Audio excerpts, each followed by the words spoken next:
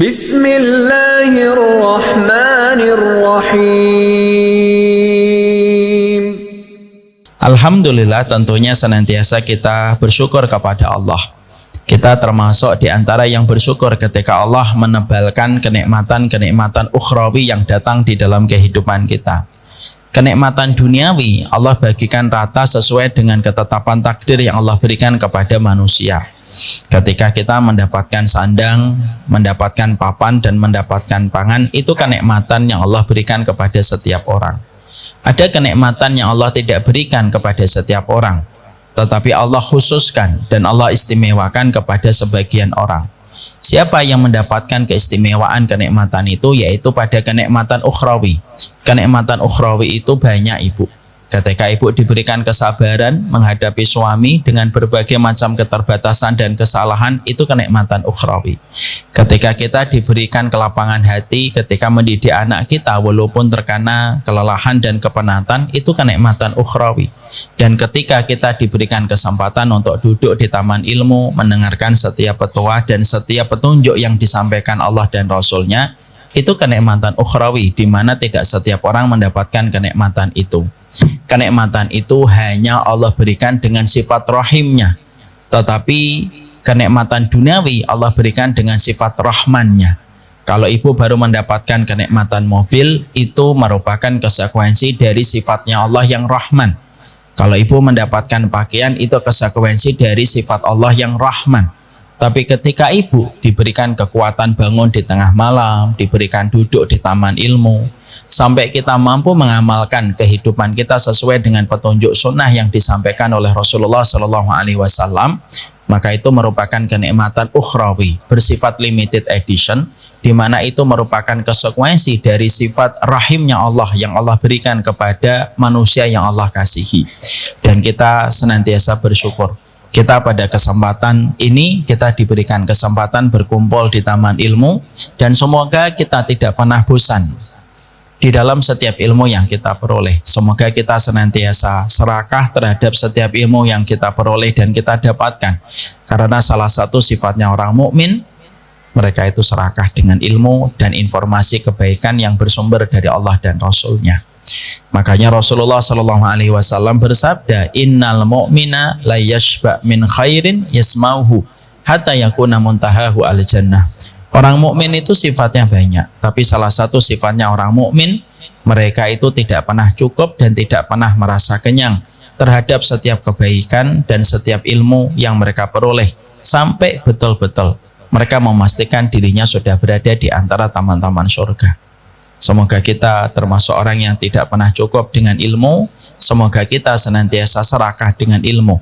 Semakin sering kita mendatangi majelis ilmu, semakin mendekatkan kita dengan surga dan menjauhkan dari pintu api neraka. Jangan kita anggap sebelah mata majelis ilmu yang kita hadiri.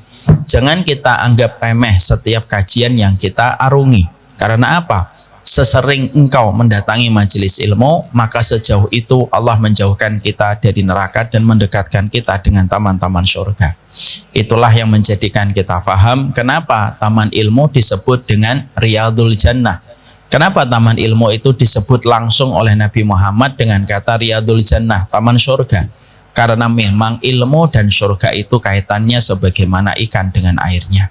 Semoga Allah tuntun kita dengan ilmu yang benar, supaya kita tidak tersesatkan dengan pemikiran yang menyimpang dari apa yang disabdakan oleh Rasulullah SAW. Ibu-ibu yang semoga Allah rahmati, kita hari ini akan kembali kepada kajian buku dan kajian kitab setelah beberapa pertemuan kita mengkaji tentang masalah rumah tangga. Rumah tangganya sudah dulu, ya. Mari kita praktekkan di dalam rumah tangga kita. Semoga kita sudah bisa mengaplikasikan satu persatu dari apa yang telah kita pelajari, dan semoga kehidupan rumah tangga kita menjadi lebih baik. Tadi saya mendapatkan sebuah kabar yang sangat menggembirakan hati saya. Sebelum tadi datang ke sini, ada salah satu jamaah tadi bercerita kepada saya di Pamulang. Saat saya kemarin sepekan yang lalu mengikuti kajian Ustadz di Delatinos Al-Aqsa. Oh iya Ibu, iya Masya Allah Ustadz, hari ini sepekan ini keluarga saya berubah. Suami saya sering mengajak saya beribadah dan taat, Masya Allah. Alhamdulillah. Maka sesungguhnya hal semacam itu seakan hadiah terindah bagi seorang guru. Dan tentunya kita mengharapkan setiap ilmu yang kita peroleh membawa keberkahan, bisa mengubah kita menuju kepada pribadi yang lebih baik. Kita menjadi istri yang lebih baik. Kalau kita menjadi suami yang lebih baik. Dan kalaupun kita menjadi anak dan orang tua, kita menjadi anak dan orang tua yang lebih baik setelah kita mendapatkan ilmu. Makanya kalau ilmu itu dikatakan ilmu itu dua. Ada ilmu yang berkah, ada ilmu yang tidak berkah. Ilmu yang berkah itu, ilmu yang tidak berkah, yaitu adalah orang yang terus mendatangi majelis ilmu tetapi tidak ada perubahan mendasar pada hidupnya. Dia mungkin datang ke kajian tetapi tutur katanya, sikapnya, attitude-nya tidak ada yang berubah. Maka dipastikan tidak bertambah kebaikan dalam setiap ilmu yang kita peroleh, berarti ilmu yang kita pelajari tidak membawa keberkahan. Tetapi yang kedua, ilmu yang berkah itu membawa perubahan. Perubahan malam kita berubah seiring ilmu yang kita dapatkan ilmu yang kita dapatkan berkah. Harta kita menjadi berubah, bagaimana cara kita manajemennya dan bagaimana membelanjakannya seiring ketika ilmu kita berkah. Ketika kita menjadi orang tua yang lebih sadar, menjadi orang tua yang lebih sabar. Ketika mendapatkan ilmu kita berkah. Semoga ilmu kita dari setiap yang kita pelajari membawa keberkahan. Jangan sampai anak-anak kita berkomentar, "Mama itu ngajinya di mana sih?" Lalu kita menjawab, "Di Delatinos." "Sudah berapa lama Mama ngaji?" "Udah 9 tahun." "Kok enggak ada yang berubah dari Mama ya?" gitu.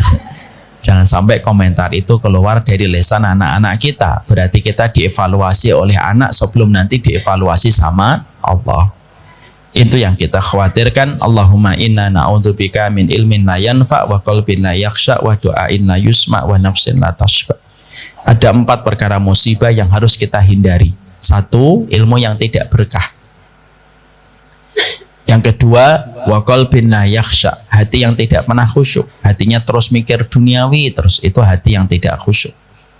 Yang ketiga, wa nafsin la tashba, nafsu yang tidak pernah merasa kenyang. Diturutin 1 minta lagi 1, diturutin 1 minta lagi 1. Itu musibah, Bu. Kalau kita sudah memperturutkan hawa nafsu, maka kita menjadi budak dan menjadi daerah jajahan bagi nafsu. Dan mengikuti nafsu itu perjalanan yang paling melelahkan. Dan yang terakhir, apa musibah yang menimpa pada seorang hamba, yaitu ketika doanya tidak lagi dikabulkan oleh Allah. Maka berlindunglah dari 4 perkara ini. Allahumma inni a'udzubika min ilmin la yanfa wa qalbin la yakhsha wa du'ain la yusma wa nafsin la tashba. Ibu-ibu yang semoga Allah rahmati dan Allah berkahi.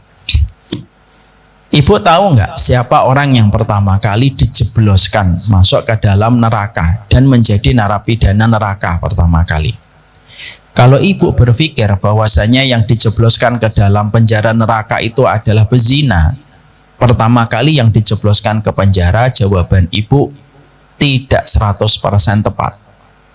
Kalau jawaban ibu koruptor, jawaban ibu juga tidak 100% tepat. Kalau jawaban ibu pelakor, saya nggak tahu nih pelakor termasuk enggak. Maka jawaban ibu hanya emosi aja, itu kelihatan. Maka tidak 100% tepat juga.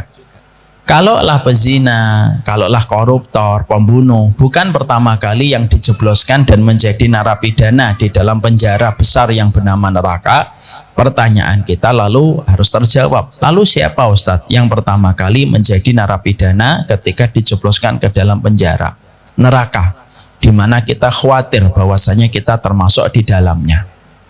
Rasulullah menjawab pertanyaan ini dalam sebuah hadis yang diriwayatkan dari jalurnya Imam Muslim. Ketika Nabi bersabda, "Inna awalan nasi yuqda yaumal qiyamati salasatun." Sesungguhnya orang yang pertama kali diputuskan nasibnya oleh Allah di dalam kehidupan mahsyar itu ada 3 orang. Ketika seluruh manusia dikumpulkan di padang mahsyar, ketika setiap orang itu sedang harap-harap cemas, berdebar-debar untuk menunggu panggilan dari Allah untuk diadili dan disidang di pengadilan Allah, ada 3 orang yang diteriakkan namanya, dan mereka menghadap kepada pengadilan Allah untuk melakukan penyelidikan, dan akhirnya dijebloskan ke dalam penjara neraka pertama kali dan menjadi deretan orang pertama kali yang menjadi narapidana jahanam. Maka Rasulullah menyampaikan dalam bahasa yang luar biasa, merenungkan untuk kita, inna awalan nasi yuqda yaumal qiyamati salasatun. Orang yang pertama kali dijebloskan ke dalam penjara neraka itu 3. Yang pertama, rajulun qatala fi sabilillahi faqatala hatta qutila fa'arafahu ni'amahu fa'arafaha faqala lahu ma amilta fiha qala qataltu fika qala kadzabta walakinnaka qatalta liqala annaka jari'un faqad qila.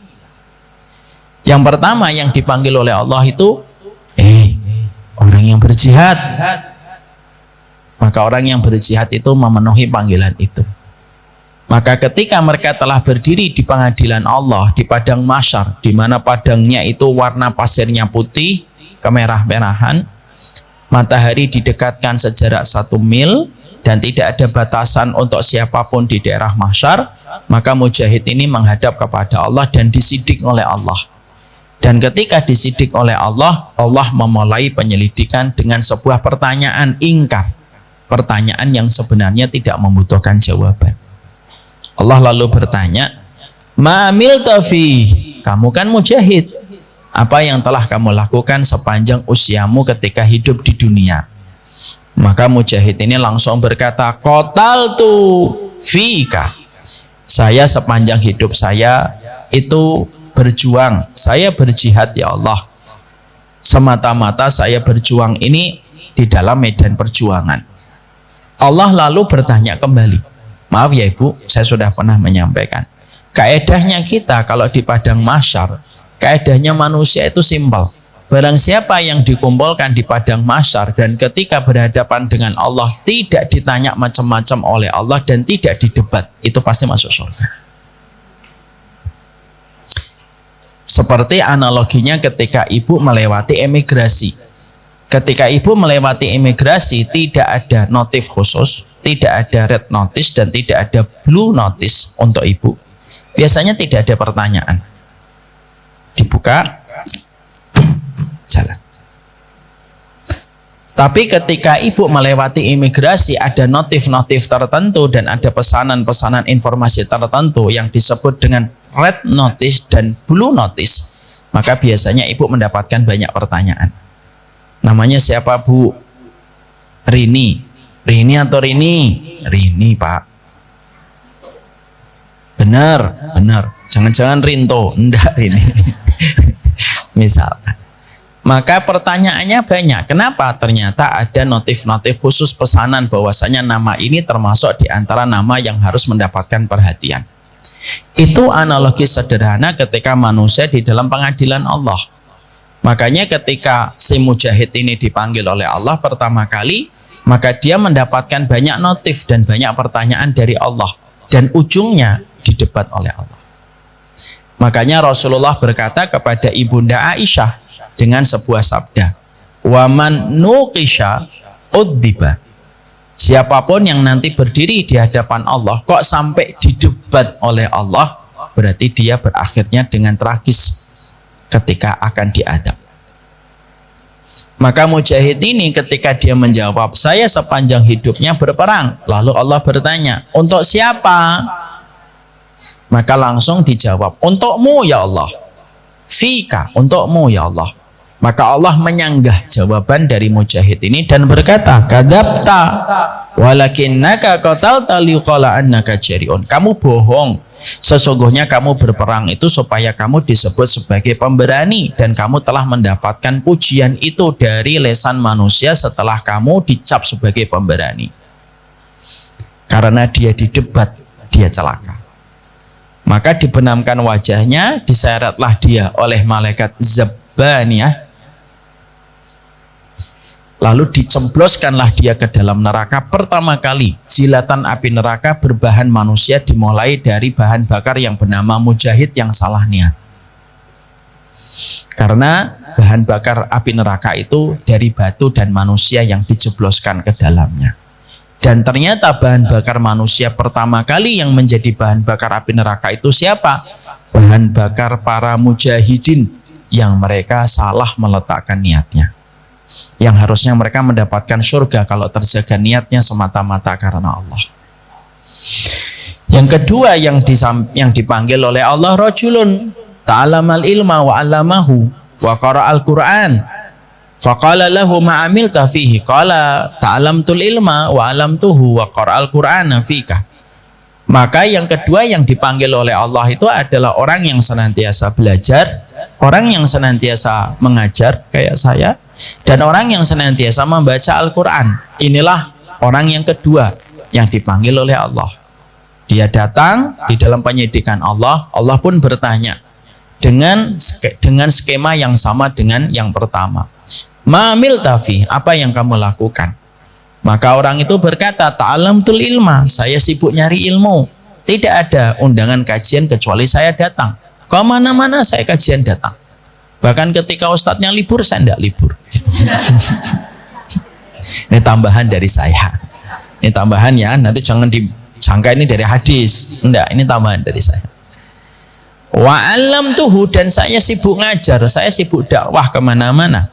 Dan saya sibuk baca Quran terus di mana-mana, tidak ada tempat kecuali ketika saya, sehingga saya memperdengarkan suara saya yang indah. Lalu Allah bertanya di dalam penyelidikan itu dengan format sebagaimana skema yang pertama. Lima amilta, untuk apa kamu melakukan itu? Ketika kamu belajar, ketika kamu mengajar, ketika kamu berdakwah, dan ketika kamu membaca Al-Quran, untuk siapa kamu melakukan itu? Maka seketika orang itu tanpa ragu mengatakan, fika, untukmu ya Allah. Allah lalu berfirman, kadzabta, kamu bohong, kamu dusta. Sesungguhnya kamu belajar, sesungguhnya kamu mengajar di dalam dakwah, dan sesungguhnya kamu membaca Al-Quran, supaya kamu disebut sebagai orang yang alim dan qori, yang indah suaranya. Allah tidak berkenan. Allah benamkan wajahnya, Allah seret, dan Allah jebloskan dia ke dalam penjara neraka. Dia menjadi bahan bakar kedua dari bahan bakar pertama si mujahid yang salah niat. Yang ketiga, rajulun tasaddaqa bisadaqatihi. Yang ketiga yang dipanggil oleh Allah, orang yang terkenal dan viral, sering bersedekah. Ketika dia dibangkitkan oleh Allah berhadapan dengan penyidikan Allah, maka Allah bertanya kepadanya, apa yang telah kamu lakukan? Tidak ada satupun kesempatan untuk bersedekah kecuali saya sedekah ya Allah. Untuk siapa? Untukmu ya Allah. Allah berfirman, kadzabta, kamu bohong. Sesungguhnya kamu sedekah itu semata-mata supaya kamu mendapatkan gelar sebagai orang yang dermawan dan viral tentang itu. Dan kamu sudah viral sebagai orang yang dermawan. Lalu dijebloskanlah ia ke dalam penjara. Masya Allah ya. Ibu jangan salah ya memahami hadis ini. Alhamdulillah saya tidak mujahid, saya bukan orang yang ngaji, dan saya tidak pernah sedekah. Enggak, jangan gitu. Tapi cara kita memahami hadis ini itu adalah ketika orang yang beramal saja belum tentu selamat dari jilatan api neraka, apalagi ketika kita tidak beramal. Yang berikutnya yang kita harus pahami yaitu adalah ternyata yang menjadi sorotan dan menjadi spotlight untuk kita adalah ternyata orang yang belajar itu pun belum menjamin bahwasanya orang yang belajar itu mereka selamat dari jilatan api neraka. Karena ternyata ilmu itu jalan kemuliaan, betul, tetapi banyak prosedur dan banyak sekali komponen yang harus kita perhatikan supaya betul-betul ilmu ini bisa menyelamatkan pada kehidupan kelak kita di akhirat. Orang yang menjadi ahlul ilmi belum tentu menjadi ahlul jannah. Dan inilah pula yang menjadikan kita harus mawas diri. Bukan berarti ketika ibu datang ke kajian, ketika ibu dekat dengan ustadz, ketika ibu dekat dengan seorang guru yang mungkin terkenal di antara umat, menjadikan ibu merasa berada pada zona nyaman nanti akan mendapatkan surga. Belum tentu. Karena orang yang menjadi ahlul ilmi belum tentu menjadi ahlul jannah. Saya pernah mendapatkan teguran kecil dari anak saya, mungkin saya pernah sampaikan di sini, ketika anak saya pada satu waktu pernah bercermin. Maka anak saya pada saat bareng-bareng bercermin sama bapaknya, ketika kita masih punya rambut saat itu, Maka anak saya itu berkata, doakan ya Bi, saya menjadi ahlul ilmi. Saya pada saat itu sembari mengelus kepalanya akan mendoakan sebagaimana kebiasaan saya mendoakan. Tapi ketika saya akan mendoakan, tiba-tiba dia mengedit dan menganulir doanya dan berkata, jangan Bi, jangan ahlul ilmi, ahlul jannah saja. Saya tanya, kenapa harus ahlul jannah? Maka jawabannya itu menggetarkan hati saya. Beliau berkata, karena sesungguhnya kalau menjadi ahlul ilmi belum tentu menjadi ahlul jannah. Tetapi ketika menjadi ahlul jannah, insya Allah dia punya ilmu. Itulah yang menjadikan kita semakin paham bahwasanya ternyata ilmu itu bukan satu komponen yang langsung ketika kita telan langsung menjadikan kita bisa mendapatkan surga. Tetapi sesungguhnya ilmu ketika ada dan menjadi syarat kita di dalam kita beribadah kepada Allah, maka sesungguhnya ilmu itu harus kita betul-betul berikan. Bagaimana komponennya dan seluruh perangkat yang dibutuhkan pada ilmu supaya betul-betul ilmu bisa menjadi penyelamat pada kehidupan kelak kita di akhirat.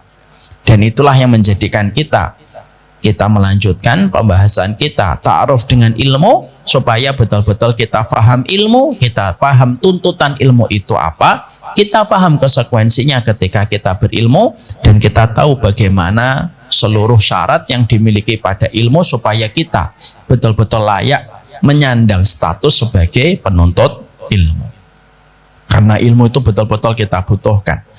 Kita sangat membutuhkan ilmu, karena kalau bukan dengan ilmu kita akan terjebak dengan banyak pemahaman-pemahaman sesat. Maaf ya Bu, hari ini pemahaman sesat begitu menjamur di sekitar kita. Bahkan pada zaman dulu saja, awal abad pertama dan awal abad yang kedua, kita sudah mendapati banyak orang menyimpang dari jalur ilmu yang benar. Makanya kalau kita tidak betul-betul mencintai ilmu dan tidak bersemangat untuk mendatangi ilmu, kita khawatir pemahaman kita akan rusak, dan ketika pemahaman kita rusak, sesungguhnya jauh surga itu sebagaimana jauh api dari panggangnya. Saya ingatkan ada sebuah kisah nyata Bu, untuk menggambarkan kepada kita betapa pentingnya pemahaman ilmu yang benar untuk terus kita pelajari dengan seluruh komponennya. Imam Abu Hanifah. Imam Abu Hanifah itu pernah beliau itu jalan. Tidak terlalu jauh dari tempat beliau jalan, maka beliau mendapati ada seorang pemuda.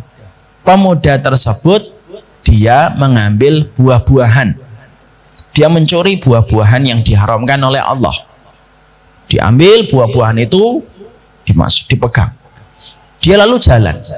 Imam Abu Hanifah ketika mendapati perbuatan kemungkaran, orang mencuri buah milik ladang orang lain, maka Imam Abu Hanifah itu lalu ingin mengingatkan orang tersebut. Tapi orang tersebut apalah daya, jalannya cepat sekali. Akhirnya orang tersebut pada saat ketika berjalan, dia memberikan buah curiannya itu kepada beberapa fakir miskin yang ada di pinggir jalan. Jadi sebagian buah disedekahkan, sebagian buah dibawa sama dia. Ketika Imam Abu Hanifah berhasil untuk sampai kepada pemuda tersebut, Imam Abu Hanifah lalu bertanya, lima syarakta hadhihi sama, kenapa kamu itu mencuri buah-buahan? Tetapi pemuda tersebut karena tidak kenal dengan Imam Abu Hanifah, ulama besar, pemuda itu mengatakan, loh, memang saya mencuri buah, tapi saya sudah bersedekah. Sedekah itu dilipat gandakan oleh Allah 10 kali lipat. Dan dosa tidak dilipat gandakan oleh Allah. Berarti sedekah saya 10 kali lipat. Saya pakai mengurangi dosa saya 1. Berarti 10 dikurangi 1 masih 9. Jadi kamu jangan mencela saya, Imam Abu Hanifah. Kamu jangan mencela saya. Memang saya mencuri, tapi saya membelanjakan di tempat yang Allah ridhoi. Jadi apa yang saya lakukan menggugurkan dosa saya. Alhamdulillah Bu, ketemunya Imam Abu Hanifah. Kalau ketemunya ibu, sama-sama bingung. Bener juga ya kan gitu. Maka Imam Abu Hanifah pada saat ketika mendapatkan penjelasan itu, Imam Abu Hanifah langsung tahu dan cara menjawabnya dengan begitu tegas dan begitu pintar. Imam Abu Hanifah cukup menyebutkan satu hadis saja yang diriwayatkan dari jalurnya Bukhari.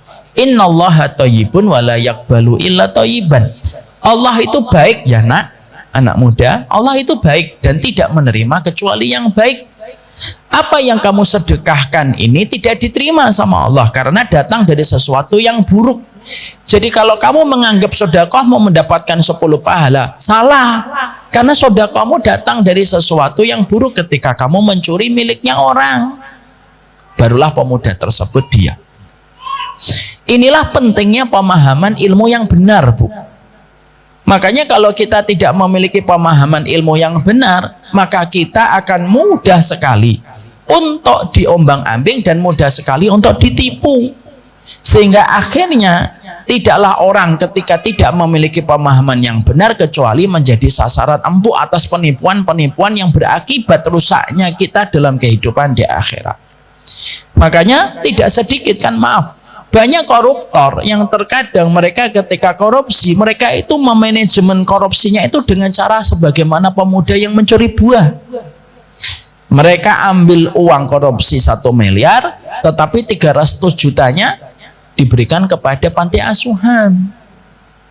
Mereka berharap 300 juta itu akan menghapuskan dosa 700 juta. Padahal apapun yang datang pada yang buruk tidak akan menghasilkan kecuali keburukan. Inilah pentingnya bagi kita untuk mengerti ilmu. Inilah pentingnya bagi kita untuk paham. Kalau kita tidak memiliki ilmu, kita akan menjadi manusia yang mudah tertipu. Akhirnya ada orang bicara bisa bahasa semut, mana kita diem aja. Akhirnya ketika mengatakan makalah, akhirnya kita mengangguk-ngangguk kepala saja, padahal itu merupakan bagian dari sebuah kebodohan. Sekarang mari kita lanjutkan.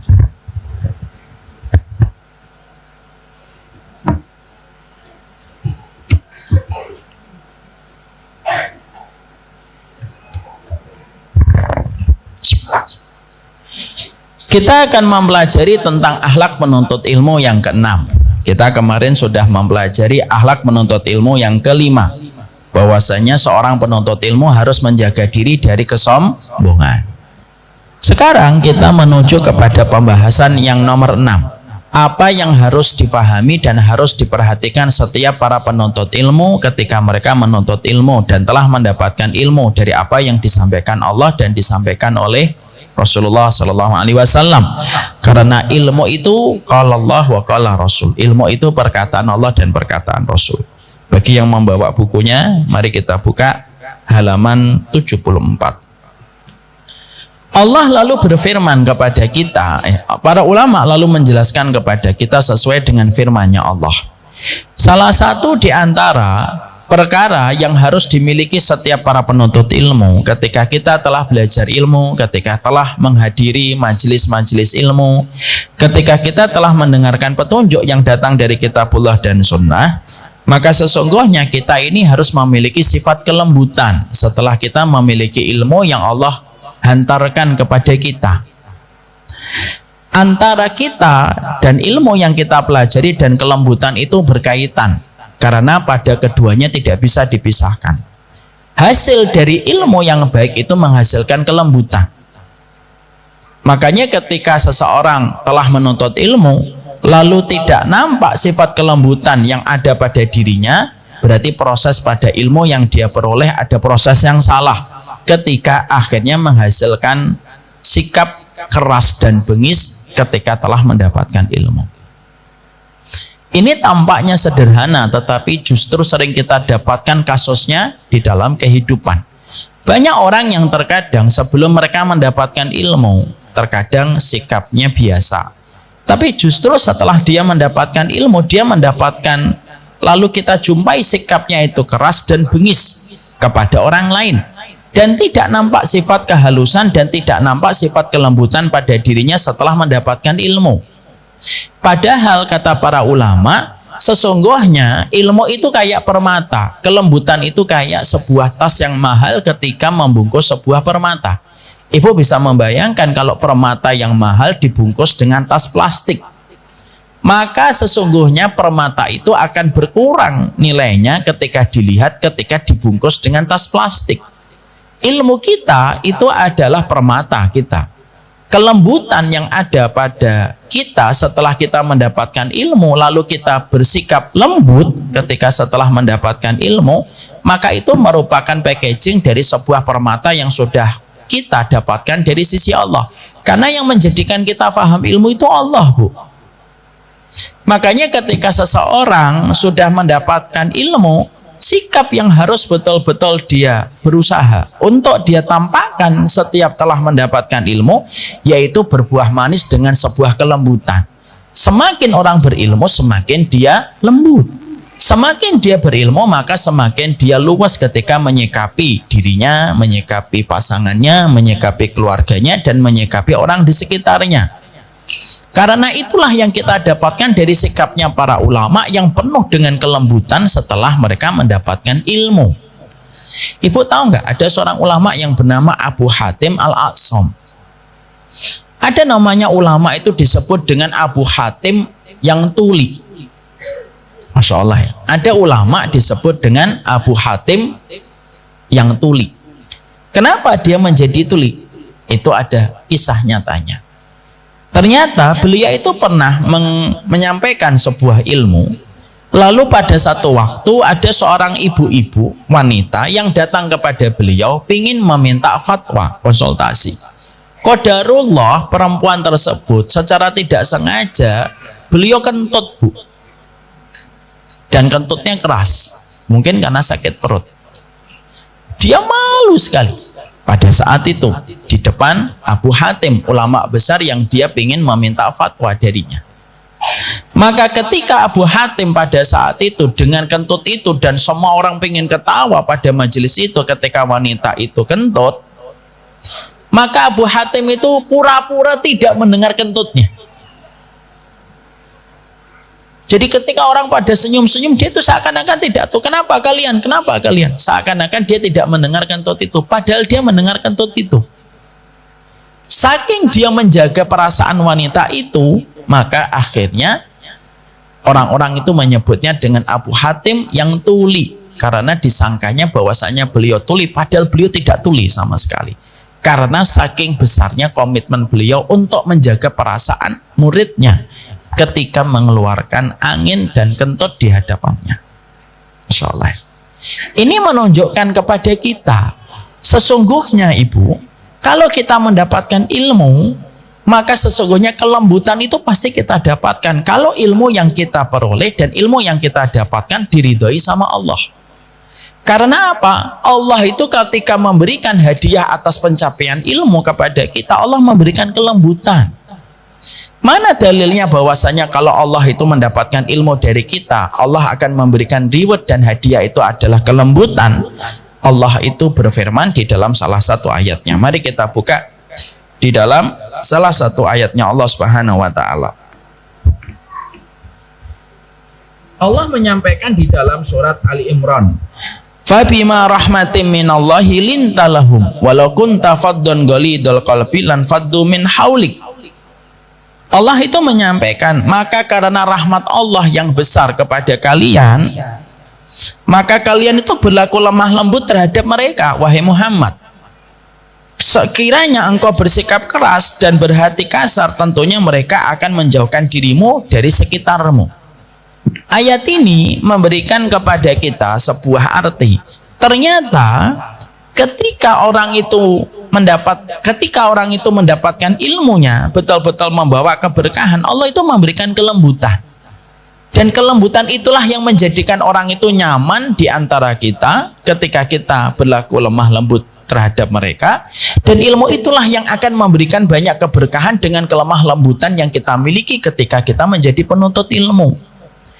Jadi tidaklah seseorang ketika dia menuntut ilmu lalu kasar, lalu dia berhati kasar dan dia bengis terhadap sikapnya ketika dia merasa memiliki ilmu, lalu nampak kekasaran pada hatinya ketika dia mendapatkan ilmu, pada proses ilmunya dia tidak dirahmati oleh Allah, pada proses ilmunya dia tidak diterima sama Allah. Sering nggak kita menjumpai ada penuntut ilmu yang keras dan kasar? Sering. Padahal terkadang kita menjumpai dia sebelum dulu menuntut ilmu tidak sekasar itu dan tidak sekeras itu. Tapi setelah dia mendapatkan ilmu, dia keras, dia menjadi orang yang kasar. Setiap bertutur kata sering menyakitkan, ketika bermuamalah sering menorehkan luka, dan ketika bertransaksi orang itu mendapatkan keburukan dari sikapnya. Maka inilah yang menjadikan seseorang itu tidak berkah pada setiap ilmu yang didapatkan. Makanya ilmu keberkahannya dan kelembutannya itu satu hal yang terus terikat pada satu perkara di dalam kehidupan. Ibu semakin paham ilmu, semakin ibu paham sunnah, jangan semakin kasar. Semakin kita paham sunnah, maka jangan semakin kita keras kepada orang, terutama kepada pasangan kita. Semakin kita mengerti ilmunya, semakin kita lembut, karena ilmu itu menyentuh pada hati kita dan mengubah karakter seseorang dari orang yang keras menjadi orang yang lembut. Makanya banyak sekali para sahabat ketika mereka sebelum masuk Islam, mereka menjadi orang yang kasar dan keras. Tapi setelah mereka bersentuhan dengan sunnah, ketika mereka masuk Islam, mereka berubah menjadi manusia-manusia yang lembut terhadap orang yang beriman setelah mereka itu mendapatkan keimanan pada hatinya. Karena apa? Itulah salah satu sifat yang paling mahal hari ini. Sifat yang paling mahal hari ini itu kelembutan, Bu. Mencari orang yang ngaji banyak, tetapi mencari orang yang lembut ketika ngaji susah. Mencari orang yang ikut ke kajian banyak, tetapi mencari orang yang mereka luwes ketika mereka setelah mendatangi majelis ilmu tidak banyak. Yang langka bukan ilmunya, tetapi yang langka itu adalah kelembutan setelah mendapatkan ilmu yang dia peroleh dan dia dapatkan. Nah, makanya itulah yang menjadikan akhirnya kita memahami mengapa Rasulullah itu menjadi manusia yang lembut. Karena Rasulullah betul-betul ilmunya diberkahi oleh Allah. Sehingga setiap tutur katanya, setiap sikapnya, setiap muamalahnya itu betul-betul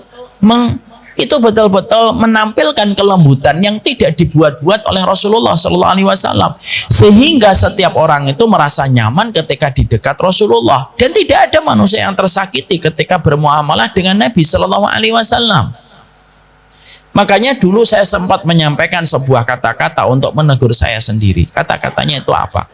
Kalau kita dibenci karena akhlak itu musibah, tapi kalau kita dibenci karena kebenaran itu anugerah.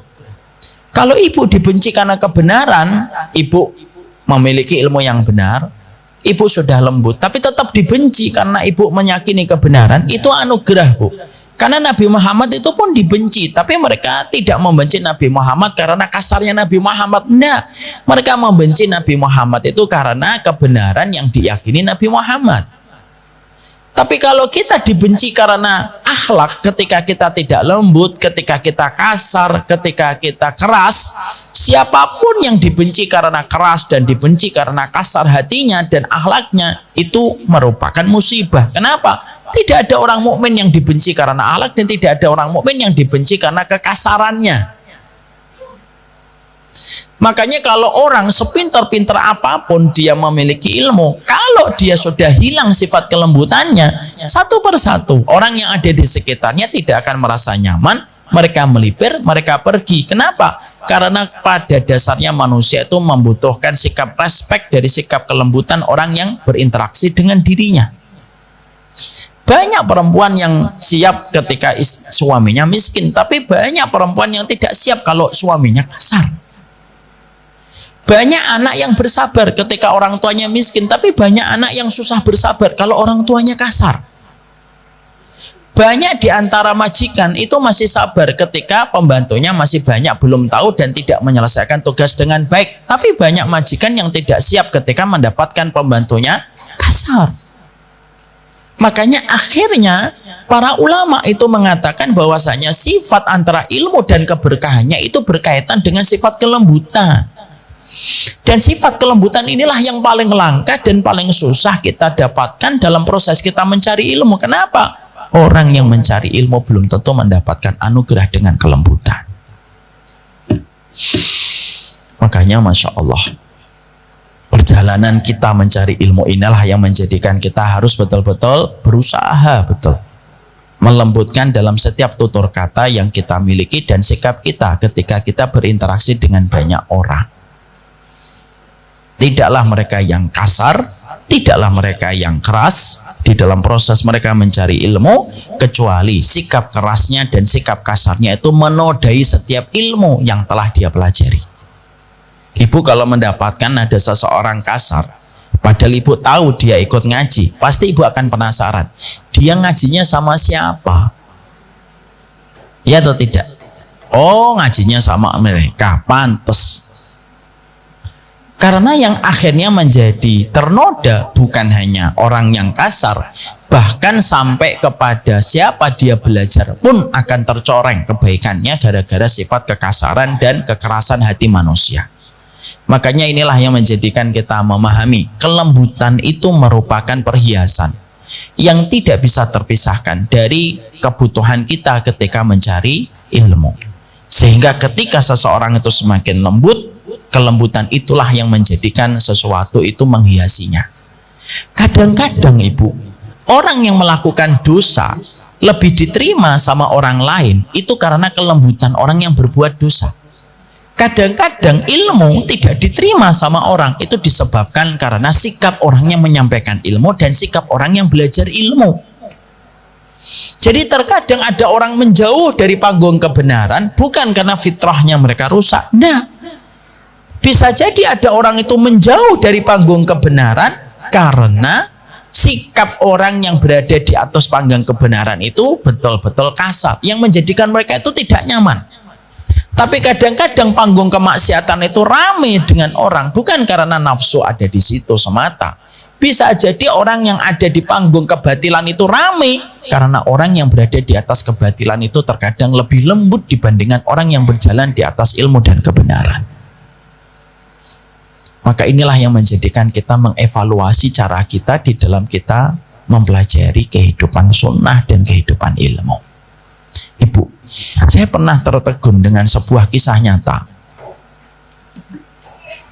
Ada seorang wanita, dia menuliskan sebuah kisah ini. Saya tidak tahu apakah kisah ini benar adanya atau direkayasa oleh penulisnya. Tapi beberapa tahun yang lalu, kisah ini sempat viral. Mungkin di antara ibu masih mengingat kisah ini.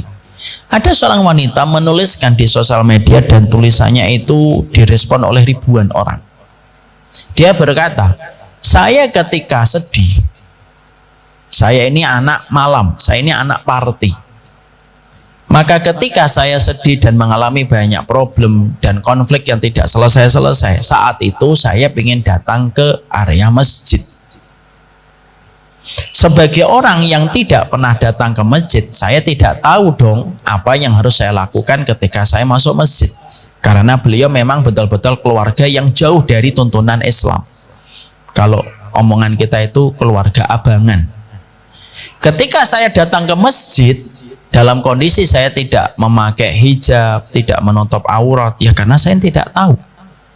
Pada saat itulah, ketika saya baru masuk ke area masjid, semua mata memandang saya dengan seluruh pakaian saya seakan-akan menelanjangi saya dari ujung rambut ke ujung jempol. Lalu ada yang menghardik saya ketika saya ke masjid. Kamu masuk masjid nggak nutup aurat, salah tempat mbak, jangan di sini. Kalau ke sini pakailah, setidaknya mau kena. Tolong keluar dulu. Akhirnya saya keluar dari masjid. Bertambahlah masalah saya, bahwasanya ternyata masjid tidak menerima orang semacam saya. Saya lalu pergi. Lalu saya kembali lagi ke diskotik yang menjadi langganan saya. Ketika saya baru masuk, bartender melihat saya karena sudah kenal dengan saya, melambaikan tangannya. Lalu dia mengajak saya duduk sini. Udah beberapa hari kamu tidak nongol, duduk, diajak bicara, kamu lagi sedih, kamu lagi ada masalah, maka dituangkanlah bir dan skoci, lalu ditawarkan kepadanya dan dikatakan free untuk kamu supaya masalahmu cepat selesai. Akhirnya dia minum lagi. Kisah itu lalu akhirnya dituangkan dalam bentuk tulisan oleh beliau. Ternyata ketika saya ingin datang ke rumahnya Allah, saya dihardik hanya karena saya tidak tahu bahwasanya saya harus menutup aurat, karena saya betul-betul tidak tahu. Tapi ternyata ketika saya kembali ke diskotik, saya diterima dengan lapang hati dan bersuka cita. Bahkan saya diberikan minuman gratis, free charge, ketika dia tahu saya lagi ada masalah. Lalu beliau mengatakan, berapa banyak orang itu meninggalkan kebenaran bukan karena dia benci sama kebenaran, tapi karena sikap orang yang berada di atas jalan kebenaran tidak memberikan kepadanya kenyamanan. Berapa banyak orang yang akhirnya lari kepada kemaksiatan bukan karena fitrahnya suka dengan dosa dan kemaksiatan, tapi dia bergabung dengan kemaksiatan karena mendapatkan kenyamanan yang tidak didapatkan ketika berada di antara lingkaran agama. Ini jadi masalah penting, Bu. Kadang-kadang kita ketika sedang berusaha untuk menunjukkan pemahaman kita itu tidak perlu kasar. Kadang-kadang berbagai macam konstelasi politik yang ada di Indonesia itu terkadang menjadikan kita itu tidak kelihatan lagi sebagai penuntut ilmu. Kita kadang-kadang menunjukkan loyalitas kita kepada seseorang, lalu kita tanpa kita sadar kita kasar sama orang yang tidak sama pilihannya dengan kita. Lalu sifat kata-kata yang kasar menjadikan orang tidak nyaman, dan akhirnya apa yang terjadi? Yang terjadi adalah banyak orang yang akhirnya melipir, tidak mau belajar agama, tidak mau mengerti tentang kebenaran, bukan karena mereka fitrahnya betul-betul rusak yang menjadikan dia benci kebenaran. Enggak, dia tetap cinta sama kebenaran walaupun belum bisa mengamalkan, tapi dia menjauh dari kebenaran itu. Kenapa? Karena dia tidak mendapatkan kelembutan orang yang berjalan di atas kebenaran. Inilah pentingnya bagi kita. Kadang-kadang sikap kita ketika kita berada di rumah, ketika memberikan nasihat, kapan nasihat yang diberikan pasangan kita tidak kita terima? Ketika yang memberikan nasihat itu dengan cara yang kasar. Ibu, secantik apapun ibu di mata sang suami, ibu ketika memberikan sebuah nasihat, walaupun nasihatnya itu qala Allah wa qala Rasul, tapi sembari ibu lempari bantal dan guling kepadanya, sembari ibu matanya melotot dan nadanya tinggi, nggak akan diterima, Bu. Karena apa? Karena manusia itu pada dasarnya dan hajatnya itu sangat membutuhkan kelembutan sebelum kita menyampaikan apa yang kita inginkan dari anak kita, dari suami kita. Makanya berapa banyak akhirnya sebuah dialog di dalam rumah tangga itu rusak dan tidak efektif di dalam dialog itu, karena kita sudah hilang rasa kelembutan kita. Banyak istri dan banyak suami ketika di luar rumah dia kayak kucing yang lembut, tapi ketika berada di dalam rumah dia kayak singa mengaum yang begitu menakutkan ketika bertutur kata. Akhirnya orang itu tidak bisa mendengar nasihat dari kita. Ibu memberikan nasihat kepada suami tapi hilang kelembutannya, padahal ibu kepada tukang bakso aja lembut. Bahkan suami ibu itu sampai bercita-cita, kapan ya jadi tukang bakso supaya istri saya lembut sama saya. Bang, ya bakso nggak pakai kecap, Bang. Sampai suami itu berpikir, kenapa dia sama tukang bakso selembut itu dan kepada saya bisa kasar dan volumenya penyanyi rock metal. Akhirnya itu yang terkadang menjadikan kebaikan itu tidak nyampe. Makanya ketika kita mendapatkan ada seorang istri sering mengeluh, saya itu kalau nyampaikan nasihat tidak pernah didengar sama suami, saya tidak langsung membenarkan, Bu. Kenapa? Karena saya juga tidak tahu bagaimana nasihat itu disampaikan kepada sang suami. Karena terkadang menyampaikan sesuatu itu sangat terpengaruh dengan metodenya dan terpengaruh dengan volumenya. Ibu menyampaikan sesuatu dengan volume tinggi, tidak akan bisa nyampe. Semakin tinggi, semakin nggak nyampe. Itulah uniknya bahasa kita di dalam penyampaian.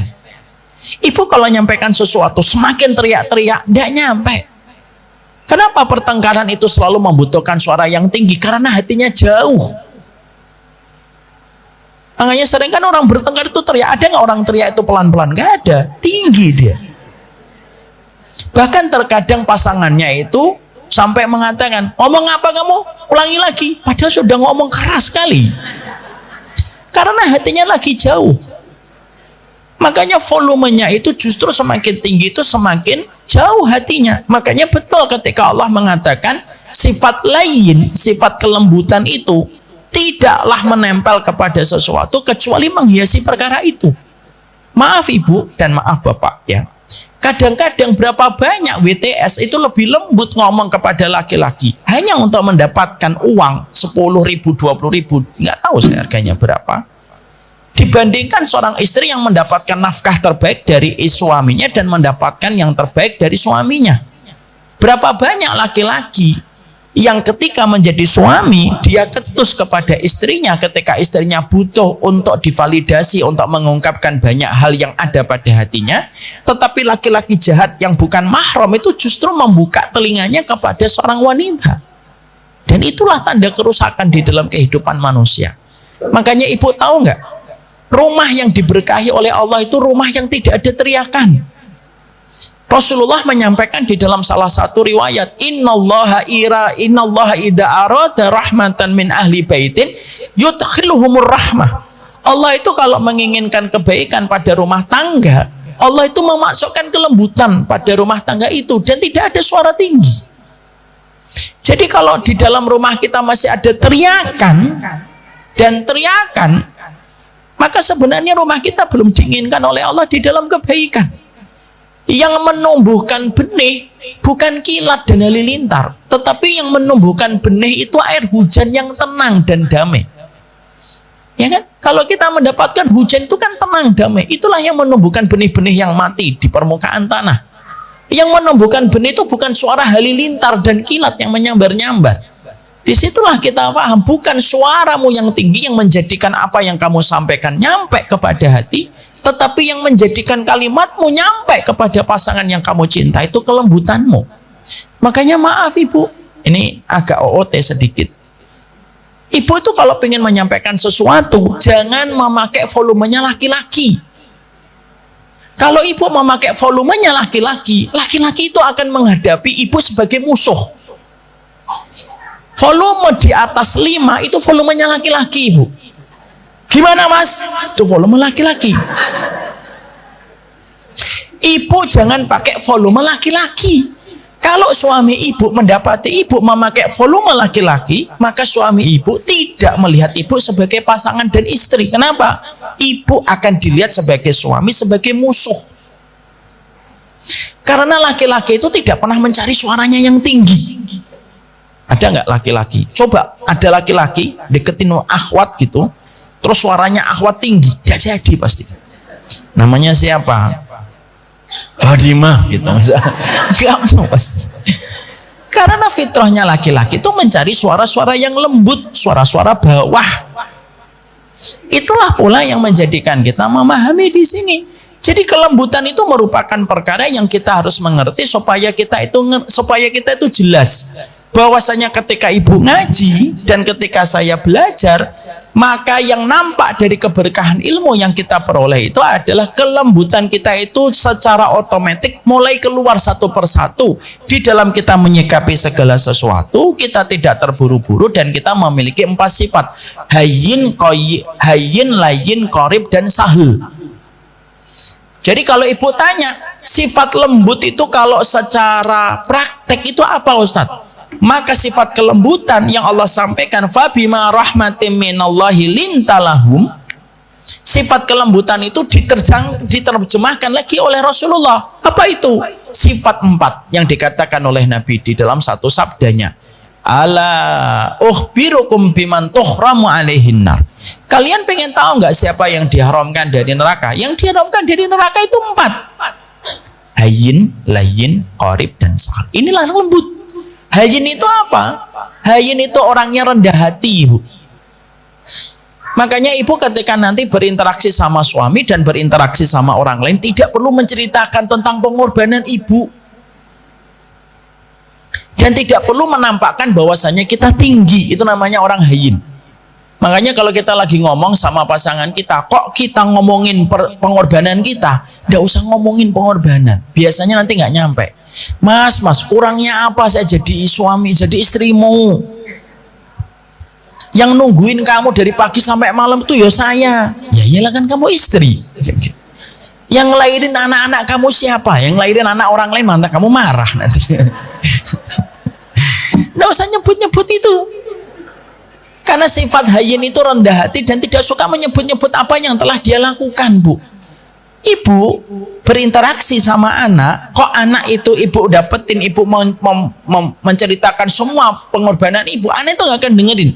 Ya Allah, nah, ibu itu ketika ngelahirin kamu, taruhannya nyawa, pembukaan dari 2 sampai 7 itu 3 jam. Belum bayar rumah sakitnya. Itu siapa yang ketawanya gitu? Itu malah nggak nyampe, Bu. Itu malah nggak nyampe. Saya tuh kadang-kadang saling menegur antara pasangan gitu dengan istri saya. Udah nggak usah disebutkan pengorbanan kita. Karena apa? Sifat hayyin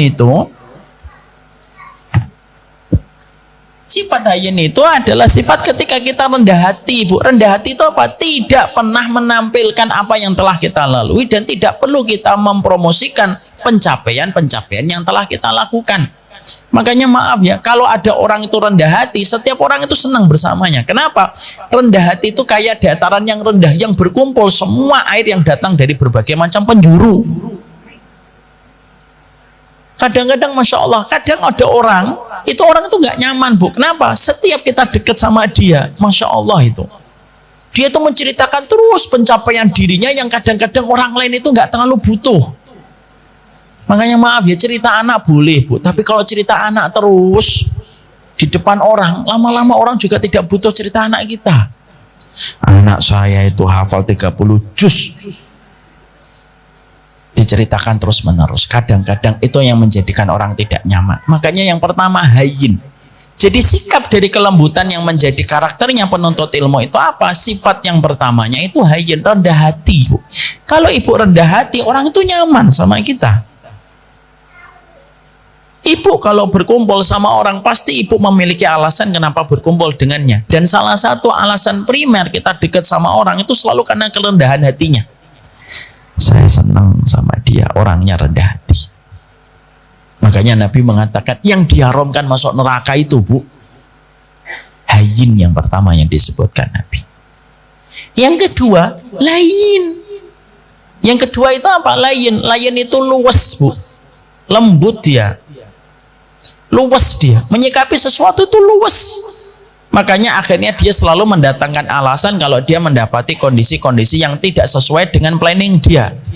Karena apa? Dia lembut, dia luwes. Sampai akhirnya setiap orang itu mendapatkan keluasan dari sikapnya. Karena sikapnya tidak keras. Orangnya enak gitu.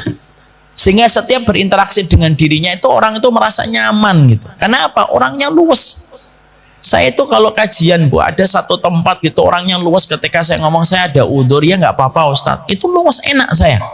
Kadang-kadang itu saya pernah ada beberapa tempat tuh kalau saya udzur saya harus menyebutkan udzur saya.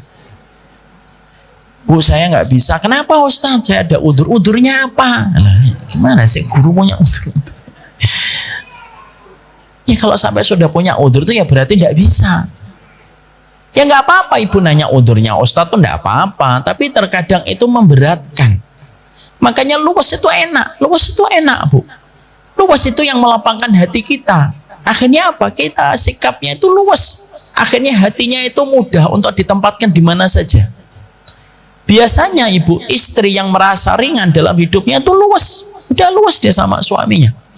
Nah, saya ada kejadian, Bu. Ada seorang ibu-ibu tua, umurnya sudah hampir 70 tahun, Bu. Dan saya sudah menganggapnya kayak keluarga.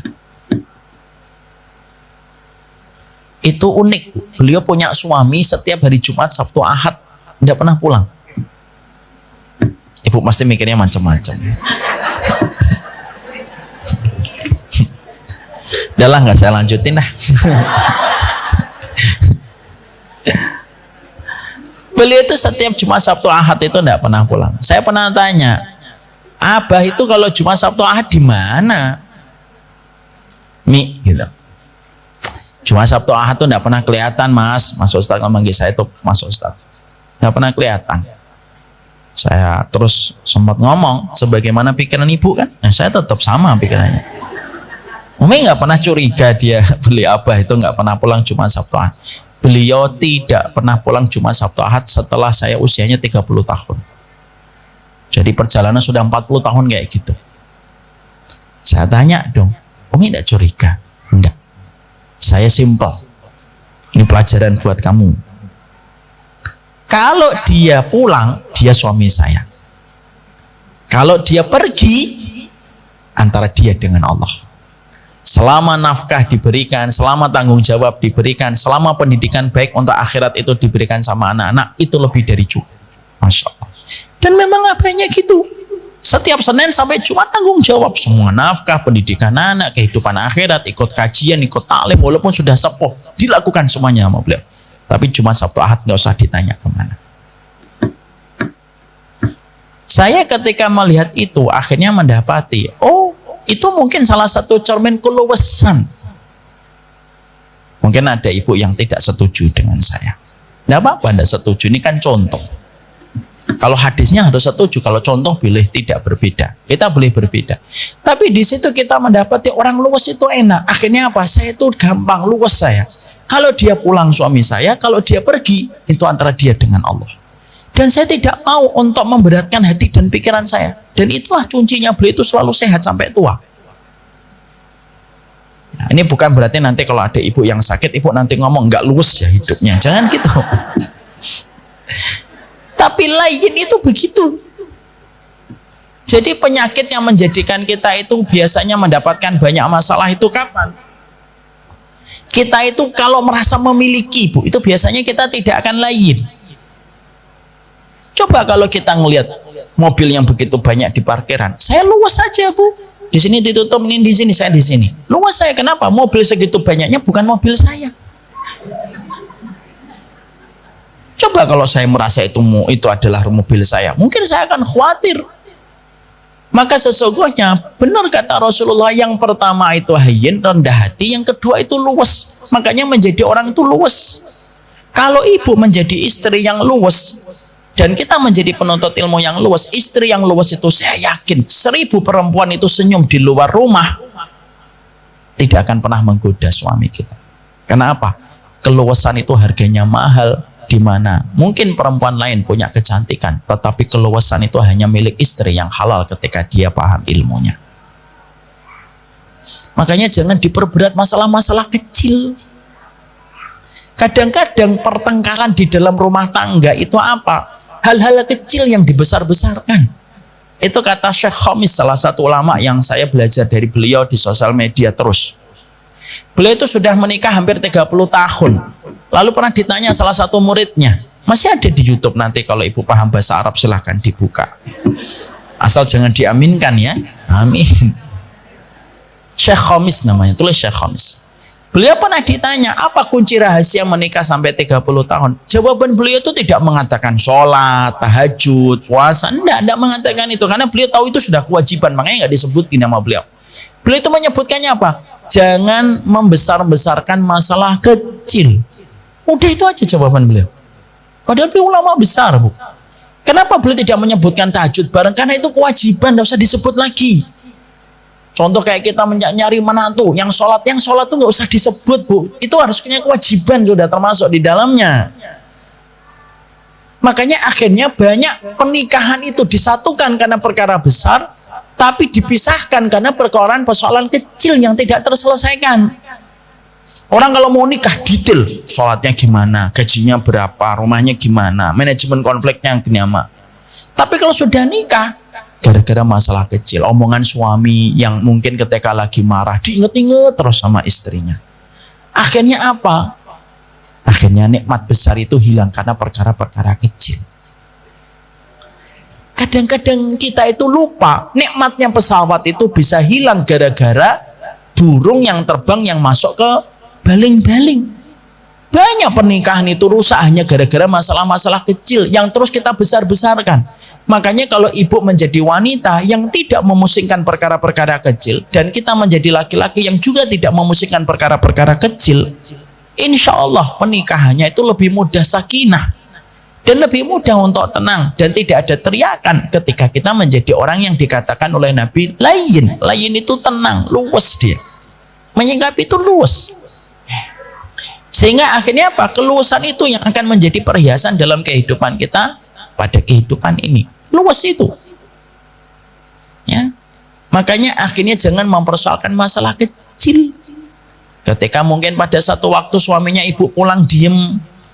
Kenapa kadang suami itu pulang diam? Ini saya ceritain, Bu. Laki-laki itu sifatnya tidak mau berbagi masalah sama istrinya karena tahu laki-laki itu dituntut harus menyelesaikan masalah. Itu tipenya laki-laki. Jadi kalau nanti ibu mendapati suaminya pulang diem aja, ibu jangan mikir macam-macam. Ini habis ketemuan ini kelihatannya ini. Jangan. Kadang-kadang laki-laki itu punya masalah dan dia perlu gua khusus, Bu, untuk bisa berdiam diri pada gua itu. Beda dengan perempuan. Perempuan itu ketika sedang ada masalah yang dibutuhkan bukan gua, tapi yang dibutuhkan toa. Dia pengen nyampaikan masalahnya kepada suaminya, semuanya diceritakan. Tidak apa-apa, memang begitu karakter kita. Tapi luas itu yang menjadikan kita paham, oh ya sudah, suami saya lagi diem, mungkin ada sesuatu yang pengen diselesaikan dulu. Itu luas, Bu. Masalah kecil kadang-kadang kita marah boleh, tapi jangan sampai kita terus membesarkan masalah-masalah kecil. Karena kalau kita disibukkan dalam perkara-perkara kecil, maka kita telah mengikuti jejak setan di dalam menghancurkan rumah tangga. Karena para ulama itu mengatakan, ketika setan itu tidak bisa lagi menggoda seorang suami untuk berzina, dan setan tidak bisa lagi menggoda seorang wanita untuk berselingkuh, maka yang dilakukan setan itu apa? Menempel pada perkara-perkara kecil supaya menjadi sebab pertengkaran-pertengkaran besar. Ya. Hanya gara-gara lupa martabak yang ibu titip, ya sudah, maafin aja, udah, khair insya Allah. Jangan langsung kita ngomong, kamu itu ya sepanjang hidup gak pernah bawain martabak, padahal baru lupa sekali. Itu yang terkadang sering kita lupakan. Terutama dalam masalah kecil itu apa? Lupakan kalimat yang pernah diucapkan ketika marah. Ini penting, Bu.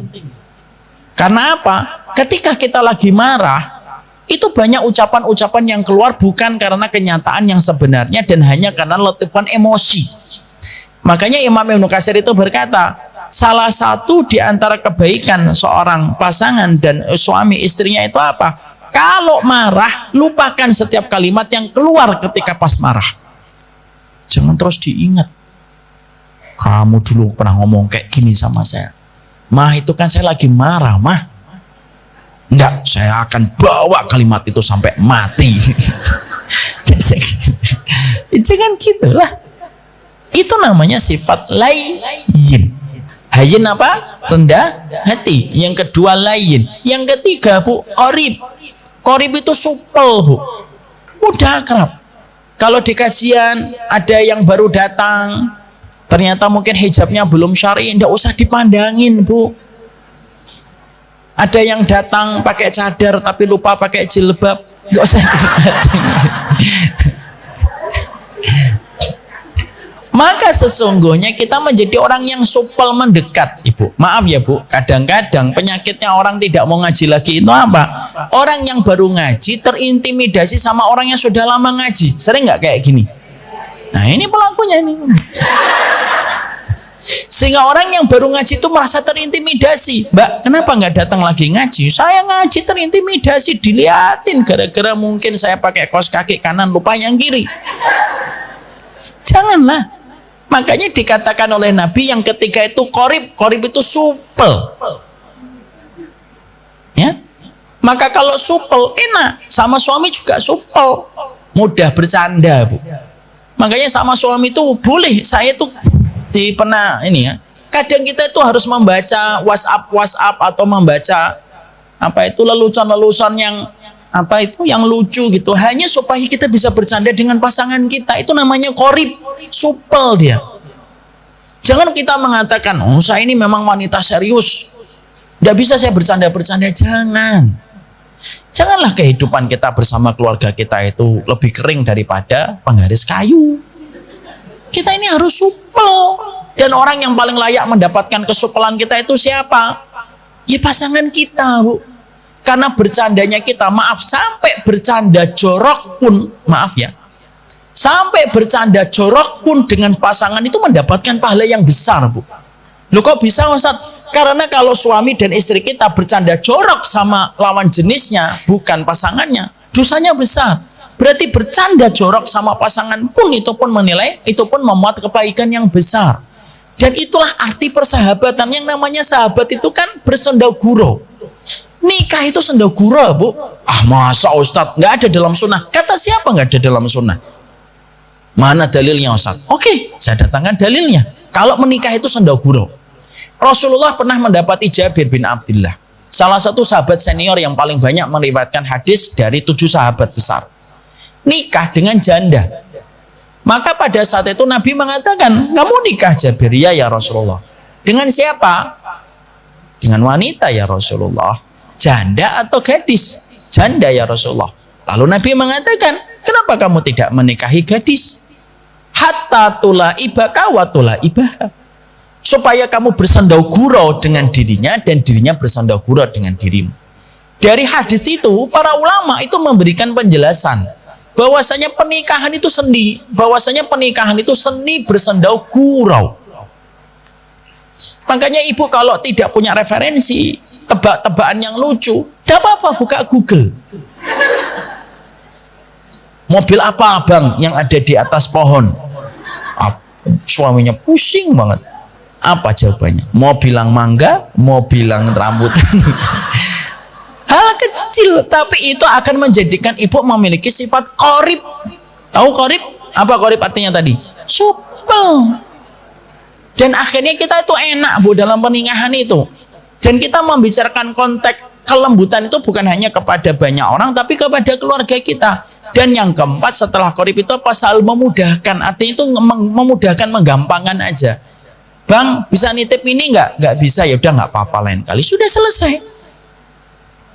Maka itulah yang menjadi cermin dari sifat kelembutan. Makanya penuntut ilmu itu harus memiliki sifat kelembutan. Dan sifat kelembutan tercermin dalam 4 perkara. Pertama hayyin. Apa hayyin? Rendah hati. Layyin. Apa layyin? Luas. Kemudian qorib. Apa qorib? Supel. Dan yang keempat yaitu sahal. Apa sahal? Memudahkan urusan orang di sekitar kita. Itu enak. Akhirnya nanti kita bersendagurau, akhirnya kita hidupnya bisa dinikmati dengan cara yang diridhoi oleh Allah. Makanya sekali lagi ya Bu, ternyata pernikahan itu digagas oleh Nabi tidak seserius yang kita bayangkan. Nabi mengatakan nikah itu kamu bersendagurau dengan dirinya. Makanya kalau ibu sudah bisa bersendagurau dengan suaminya, oh itu anugerah betul Bu.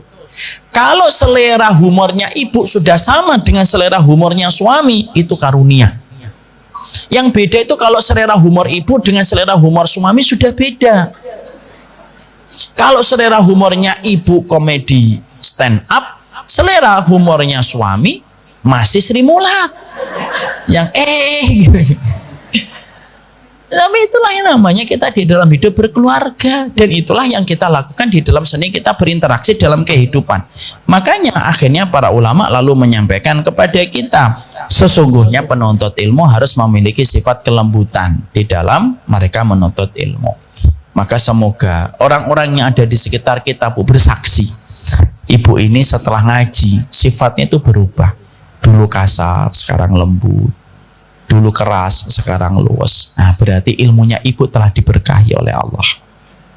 Ustadz, bukankah saya ketika mengikuti sunnah saya harus serius? Betul, mengikuti sunnah itu memang serius. Tapi bukan berarti kita tidak memiliki sifat kelembutan, Bu.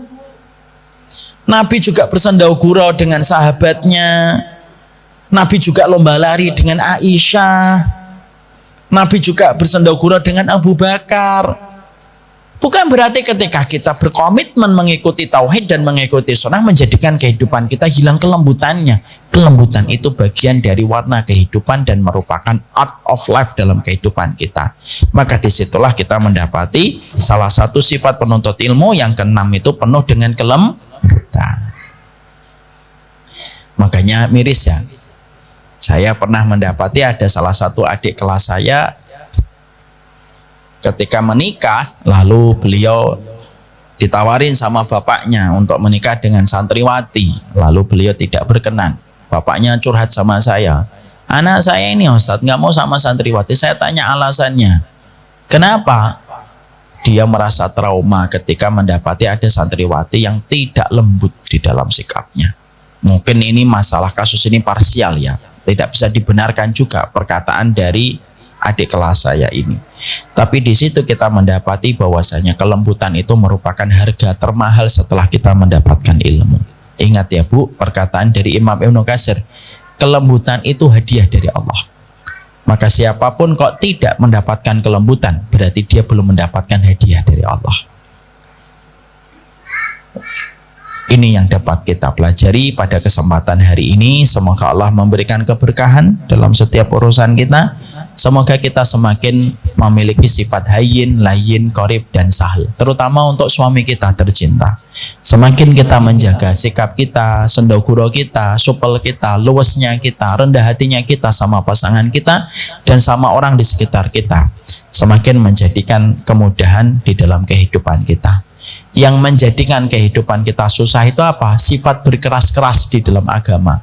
Makanya Nabi mengatakan dalam satu hadis, la yushad hadatin ila ghalabau. Tidaklah orang berkeras-keras di dalam agama kecuali akan dikalahkan oleh sikapnya dia sendiri. Ya, jangan berkeras-keras. Tapi betul, komitmen tetap penting. Tapi lembut itu juga sama pentingnya dengan sikap komitmen, dan jangan sampai kita ekstrim di dalam memahami agama yang kita pelajari dan kita amalkan dalam kehidupan. Mengikuti sunnah itu wajib. Bersungguh-sungguh di dalam sunnah itu juga lebih wajib. Tapi bukan berarti kesungguhan kita di dalam mengamalkan sunnah menghilangkan culture-nya ilmu yang berkah, yaitu sifat kelembutan. Barakallahu fikum, ini yang dapat saya sampaikan. Saya mohon maaf pada kesempatan hari ini saya tidak membuka pertanyaan. Qadarullah saya harus melanjutkan ada satu aktivitas. Oleh karenanya ini yang dapat saya sampaikan dalam pertemuan kali ini. Semoga Allah terus membimbing kita kepada ilmu yang Allah berkahi dan kepada ilmu yang Allah cintai. Mari kita tutup dengan doa. Allahumma inna nas'aluka bi'annaka antallah Al-Ahadu samad alladzi lam yalid wa lam yulad wa lam yakul lahu kufuwan ahad. Rabbana la tu'akhidna in nasina aw akhtana Rabbana wa la tahmil alaina isran kama hamalta 'alal ladzina min qablina Rabbana wa la tuhammilna ma la taqata lana bih wa'fu anna waghfir lana warhamna anta maulana fansurna 'alal qaumil kafirin. Rabbana zidna ilma Allahumma faqihna fid din wa alimna ta'wil Allah kama hasanta khalaqana fa hasin khuluqana. Ya Allah ya Rahman, yang Maha Pengasih lagi Maha Penyayang, anugerahkanlah kepada kami ilmu yang sesuai dengan apa yang disampaikan oleh baginda Rasulullah SAW. Jadikanlah kami mendapatkan ilmu yang berkesesuaian dengan apa yang difahami oleh para sahabat. Janganlah Engkau mencerahkan kami dari ilmu yang benar ya Allah. Semoga ilmu yang kami peroleh menjadi keselamatan bagi kami di dunia dan menjadi salah satu sebab mendapatkan syafaat dari Nabi Muhammad pada kehidupan akhirat kami. Ya Allah, kami berlindung dari segala macam ilmu yang tidak berlandaskan kepada akhlak yang mulia. Kami berlindung dari segala macam ilmu yang menjadikan seseorang mendapatkan fitnah pada ilmunya.